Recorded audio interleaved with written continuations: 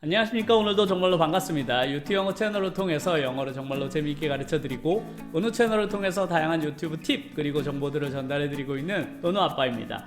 오늘은 어떤 이야기를 해보려고 하냐면요, 제가 지난 시간에도 말씀을 드렸듯이 내가 유튜브 채널을 한번 운영을 해봐야 되겠다라고 마음을 먹으신 분들이라면 앞으로 유튜브 채널을 10년 동안은 꾸준히 운영을 해야만 내가 원하는 목표를 이룰 가능성이 훨씬 더 높아지게 되는데요, 그렇게 유튜브 채널을 오랜 시간 동안 유지하려면 체력적으로나 시간적으로 너무너무 힘들지만 그 중에서도 역시나 가장 어려운 것이라면 내가 10년 동안 꾸준히 매번 새로운 컨텐츠를 만들어내야만 한다는 것입니다. 유튜브 채널을 한 1년 정도만 운영을 해봐도 컨텐츠가 정말로 부족하다는 것을 절실하게 느끼게 돼요. 처음에는 끝이 없을 것 같았던 나의 아이디어들도 점점 고갈되게 돼서 나중에는 컨텐츠가 매번 비슷한 것이 반복되면서 겉도는 경우도 많고, 혹은 컨텐츠를 이것저것 마구마구 손대게 되면서 채널이 정체성을 잃어버리게 되는 경우도 있거든요. 그래서 오늘은 어떻게 하면 내 채널이 10년 동안 꾸준하게 유지할 만한 컨텐츠를 마련할 수 있을까에 대한 내용을 오늘 다뤄보려고 하니까요, 영상을 끝까지 시청해 주시면 정말로 감사드리겠습니다. 아직도 구독과 좋아요를 누르지 않으신 분들이 있다면 구독과 좋아요 눌러주시고 오늘 영상을 시청해 주시면 정말로 감사드리겠습니다. 그럼 오늘 영상 시작을 해볼까요?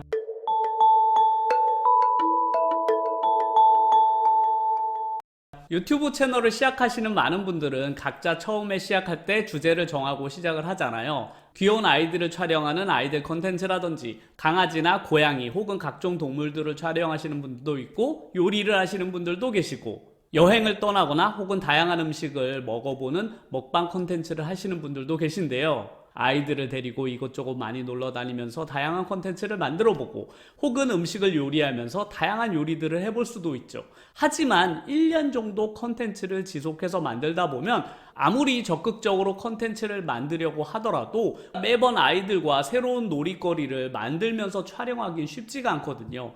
요리도 처음 컨텐츠를 찍을 땐 정말로 할 요리들이 많잖아요. 한국 음식만 해도 어마어마하게 많은데 그런 요리들도 점점 하다 보면 컨텐츠의 양은 소진되게 됩니다. 결국 언젠가는 중복 컨텐츠를 만들 수밖에 없는 한계를 가지게 되거든요. 그런 점들 때문에 유튜브 크리에이터 생활을 오래 하면 할수록 무언가 새로운 것을 계속 만들어야만 하는 이런 창작의 고통을 누구나 느끼게 돼 있어요. 하지만 제가 오늘 소개시켜드릴 컨텐츠는 창작의 고통은 최소한으로 줄이고 컨텐츠의 길이는 최대한으로 늘릴 수 있는 컨텐츠인데요, 그 컨텐츠가 바로 지식을 전달해주는 지식 컨텐츠입니다. 제가 지난 영상에 지식과 정보를 다루는 컨텐츠가 가지는 장점들에 대해서 한번 이야기한 적이 있었잖아요. 유튜브 컨텐츠에는 재미를 다루는 컨텐츠도 있고 지식이나 정보를 다루는 컨텐츠들이 있는데, 재미를 다루는 컨텐츠들은 정말로 폭발성은 강하지만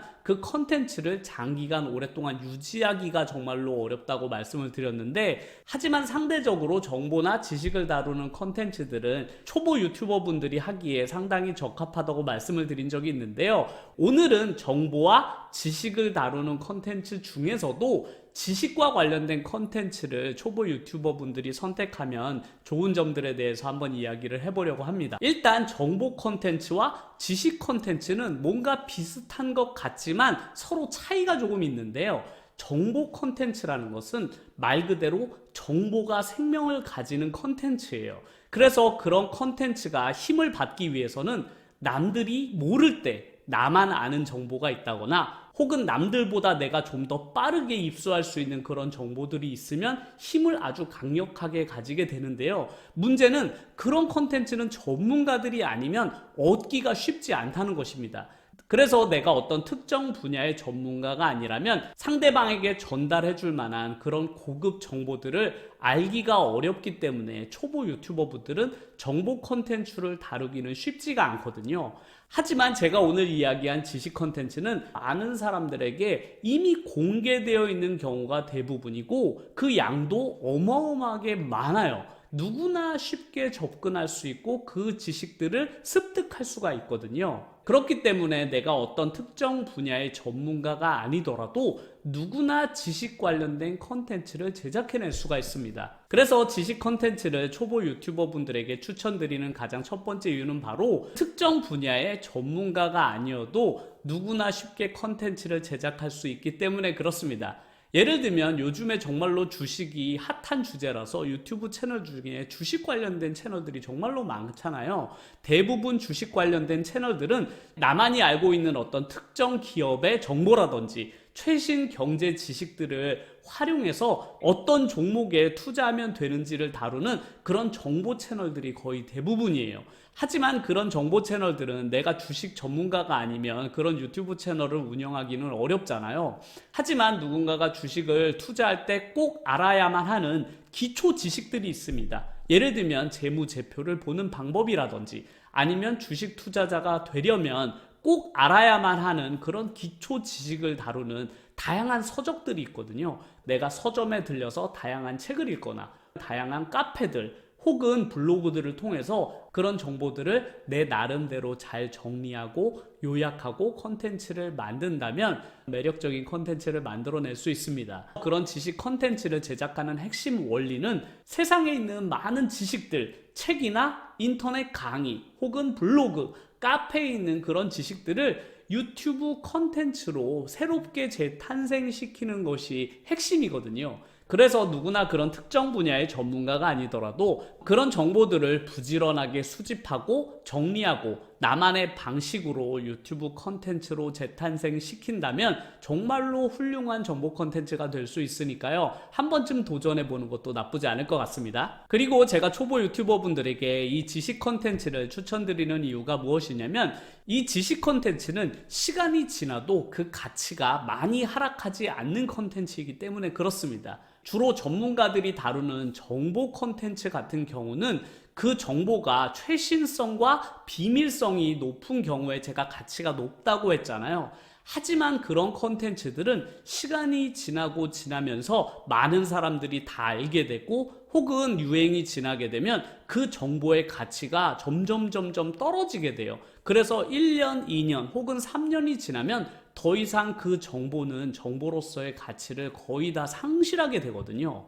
하지만 지식 컨텐츠는 시간이 지난다고 그 지식이 크게 변하는 것이 아니라면 아무리 시간이 지나도 그 지식이 가지고 있는 고유의 가치는 그대로 유지하게 됩니다.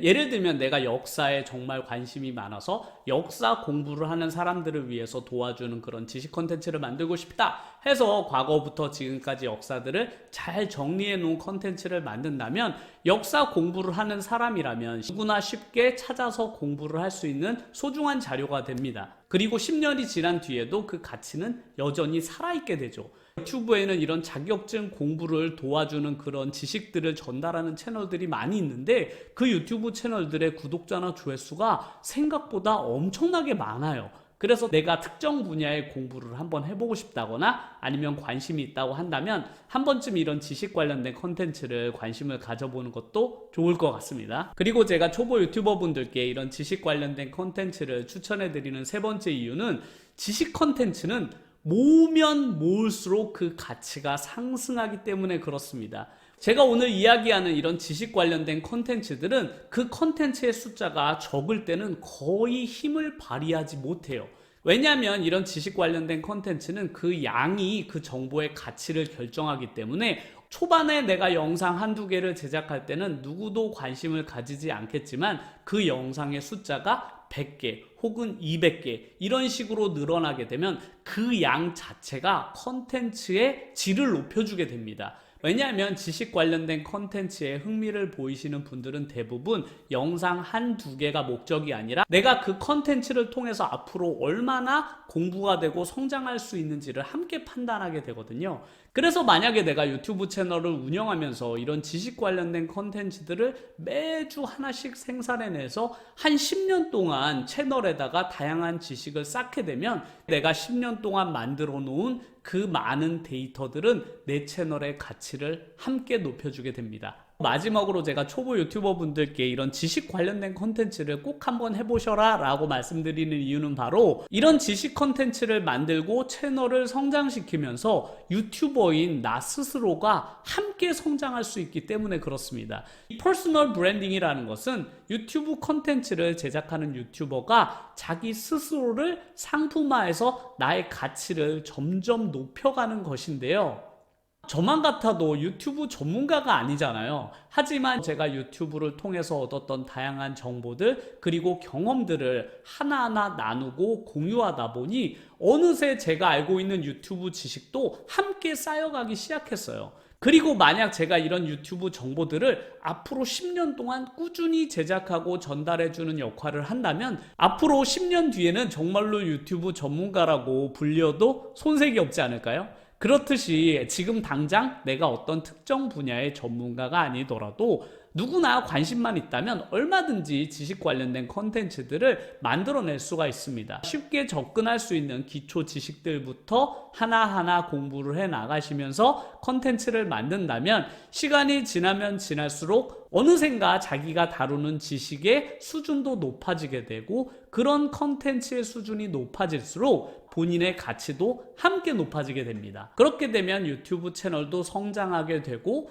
유튜버 본인도 함께 성장을 할 수 있는 좋은 계기를 마련할 수도 있으니까요. 나의 메인 컨텐츠는 아니더라도 서브 컨텐츠로서 충분히 활용을 하신다면 앞으로 10년 동안 내 채널이 컨텐츠를 지속적으로 만들어내실 수 있으니까요. 한 번쯤 생각해 보시면 좋을 것 같습니다. 오늘 영상도 끝까지 시청을 해주셔서 정말로 감사드리고요. 다음에도 더 좋은 내용을 가지고 찾아뵙도록 하겠습니다. 오늘 영상은 제가 촬영을 어저께 한번 하다가 실패하고 두 번째 촬영하는 영상입니다.